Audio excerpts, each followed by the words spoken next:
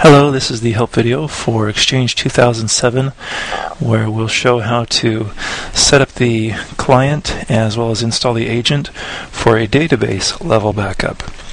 Go ahead and get started. You can see previously we've already added a mailbox level backup, but we need two clients to get both, one for mailbox and one for database. So we'll add a new client.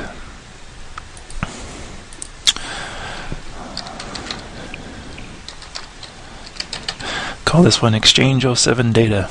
You could name it anything you want, but be sure and click the 64-bit option here.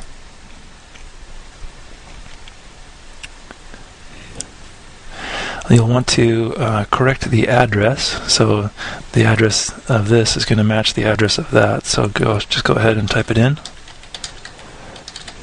Since we're pointing two clients back to the same physical machine, and we'll be running two clients on the same machine, we do need to run over different ports, so be aware of that. I'm going to apply a change real quick and activate that. I wanted to also describe what's needed in a file set. Just like for the mailbox level backup, we do not need the VSS. However, we do need to specify that we want to run an Exchange database backup.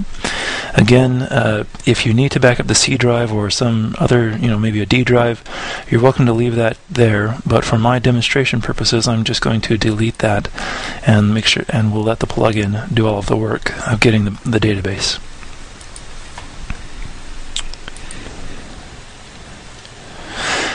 I'll make another comment on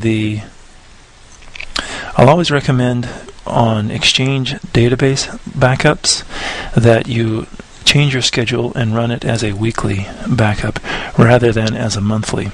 The reason behind that is when we run an incremental backup or a differential backup of an Exchange database, that is a logs only backup.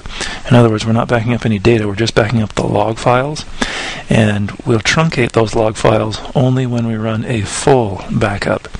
So what I want to avoid is mixing up incrementals or differential backups.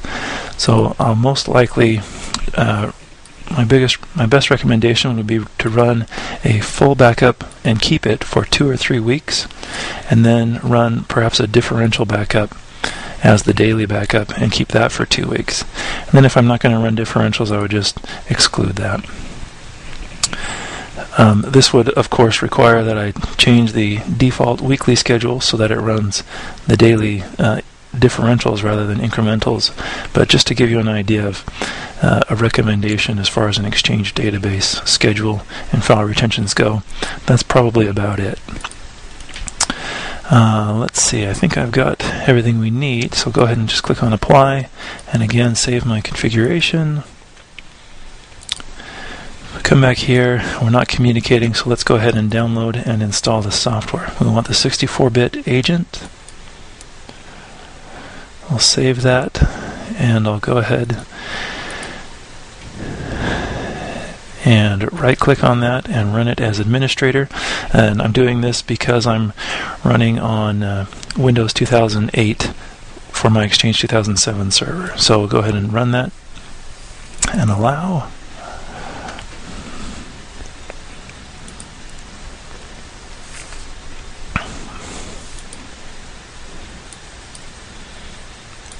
I'll accept the various agreements. You'll notice it's got the Exchange database plugin already checked for us, and the mailbox plugin is not an option because the mailbox plugin is 32-bit only. So we'll go ahead and hit next and install.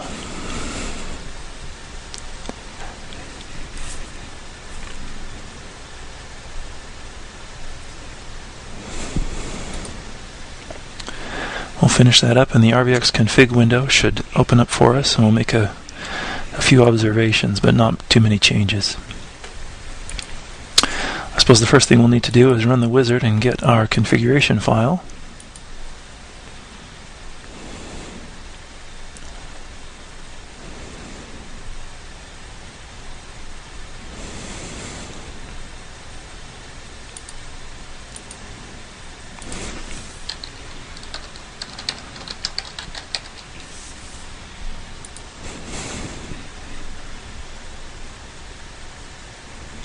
And this one is my data client, so go ahead and click on Next. Okay, and that's going to hide from you. You'll just be able to bring it right back under the off of the Task Manager. Let me bring that into better. So this everything we just did was on the Appliance tab. Switch over to Service Control. For my demonstration purposes, I do not want to run a system state backup. That would just add time to the backup. And we're fine on a database to go ahead and run as the local system, so we'll leave that part alone as well. And here we see the Exchange Database Backup tab. It's enabled by default. There's a few other buttons here, or checkboxes I'll explain. If you had multiple databases spread across multiple servers and you only wanted to back up the database that was local to this machine, you would then check this box. If you really knew what you were doing and you wanted to truncate the logs after incrementals and differentials, you could go ahead and check that, but we'll throw this warning at you saying, are you sure you want to do this? Again, the reason is we only truncate by default after a full backup. So if you're sure you need to truncate after incrementals and differentials and you're confident in your abilities to bring everything back in and restore, then go ahead and do that. Otherwise, I'll just kind of leave that alone. And at this point, I'm just going to say OK. Close that out and that. If I get back to my client summary, I now have a check mark, and I should now be able to run a backup. But we'll cover that in another video. Thanks.